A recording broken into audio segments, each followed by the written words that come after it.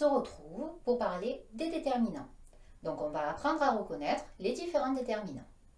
Alors à quoi ça sert un déterminant? Eh bien, le choix du déterminant va préciser le sens de tout le groupe nominal. Je vais te donner un exemple. Si je parle d'un arbre, je parle d'un arbre en général. J'ai choisi le déterminant 1, ce qui fait que je ne précise pas de quel arbre je parle. En revanche, si je parle de l'arbre, il s'agit d'un arbre dont la personne à qui je parle est au courant de l'existence. C'est l'arbre dont il est question, L'. Je choisis ce déterminant pour parler d'un arbre que l'on connaît. Je peux aussi choisir comme déterminant ton arbre. Et là, il s'agit peut-être de l'arbre que tu as dans le jardin. Si je parle de cet arbre, je parle d'un arbre que je montre. Voici donc quelques exemples qui montrent à quel point le choix du déterminant est important et donne des informations sur le sens du groupe nominal. Le déterminant est une classe grammaticale. Tu te rappelles? Nous allons revoir toutes les classes grammaticales, les natures que nous connaissons et qui existent. Voici donc l'ensemble des natures grammaticales. Donc, il existe le déterminant, le nom, l'adjectif, les prépositions. L'ensemble de ces natures grammaticales rentre dans le groupe nominal ou le groupe nominal prépositionnel si on a en plus une préposition. Ici, nous, aujourd'hui, ce sont les déterminants qui nous intéressent. Mais il y a également les pronoms, les conjonctions de coordination et les adverbes. Voilà pour les classes grammaticales. Revenons-en à nos déterminants. Comment je reconnais les différents déterminants? Il y a deux sortes de déterminants, les articles et les déterminants. Donc, les articles, que je vais disposer ici, et les déterminants, que je vais mettre ici. Parmi les articles, il y a également deux catégories. Les articles indéfinis,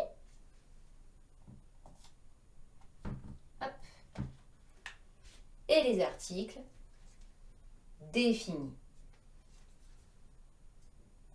Alors, nous allons nous arrêter un petit peu sur les articles. Parmi les articles indéfinis, voici ce que nous pouvons trouver. Un, une, du, qui est un article partitif, et des. Ce sont des articles indéfinis dans le sens où ils ne parlent pas d'une chose en particulier. Comme je l'ai dit tout à l'heure, un arbre, cela peut être n'importe quel arbre. Des arbres, on parle également de n'importe quels arbres. Donc, les articles indéfinis. Les articles définis, on voit bien ici qu'on a déjà un indice. Il s'agit des articles qui vont parler d'une chose bien définie. Donc, le, la, les, L', O et O avec un X, qui sont les contractions de A, le ou de A, les. Ces articles-là permettent de parler d'un arbre dont on a connaissance dans un dialogue. Par exemple, l'arbre dont je t'ai parlé la semaine dernière a été coupé. Je les mets ici. Venons-en maintenant aux déterminants. Chez les déterminants, il y a 4 catégories cette fois-ci. Les plus faciles pour les élèves en général, ce sont les possessifs, parce qu'à l'intérieur du mot possessif, on entend possession. On parle donc de tous les déterminants qui vont permettre de parler de quelque chose qui appartient à quelqu'un. Possessif donc. Ensuite, il y a les démonstratifs. Démonstratifs, on retrouve également dans la famille de mots démontrer. C'est-à-dire, ce sont les déterminants qui vont permettre de montrer quelque chose, d'indiquer cette chose. Donc, démonstratif. Viennent ensuite les articles interrogatifs ou exclamatifs qui vont permettre, comme leur nom l'indique, de poser une question ou de s'exclamer à propos de quelque chose. Et en dernier, les articles indéfinis, les déterminants indéfinis, tout comme nous avions les articles indéfinis. Alors, rentrons maintenant un petit peu plus dans le détail des déterminants. Les possessifs, je l'ai dit tout à l'heure, rappellent la possession.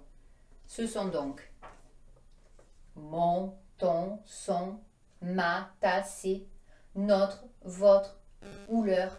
Il y en a encore bien d'autres, je ne les ai pas tous mis ici, ce sont des exemples. Possessifs. Viennent ensuite les démonstratifs. Ici aussi, j'ai mis quelques exemples. Ce stylo, cet arbre, cette fille. Donc, c'est une fille que je montre. Ou ces enfants qui jouent dans la cour, par exemple. Mais pour parler de ces enfants qui sont dans la cour, il faut que je sois présent pour pouvoir les montrer. Ou alors que j'en ai déjà parlé dans mon texte. Donc, ici, les déterminants démonstratifs. Viennent ensuite les déterminants interrogatifs ou exclamatifs qui permettent de poser des questions. Quel, au féminin, au singulier, au pluriel ou au féminin pluriel. Quel arbre, si l'on veut s'exclamer à propos d'un magnifique arbre. Ou encore, de quel arbre me parles-tu, si l'on s'interroge à propos d'un arbre en particulier. Et enfin, les déterminants indéfinis qui, comme leur nom l'indique, vont parler de quelque chose de non défini, de quelque chose en général. Exemple, tout arbre a des feuilles, par exemple. Aucun arbre ne dépasse les 10 mètres. Chaque arbre de mon jardin est bien taillé. Divers, certains, quelques. Voici des exemples de déterminants indéfinis. Reprenons tout ça. Il y a donc deux sortes de déterminants, les articles et les déterminants. À l'intérieur des articles, nous avons deux catégories, les articles indéfinis, les articles définis. Et à l'intérieur des déterminants, on a quatre catégories, les déterminants possessifs, les déterminants démonstratifs, les déterminants interrogatifs ou exclamatifs et les déterminants indéfinis. Voilà, les déterminants n'ont plus de secret pour toi.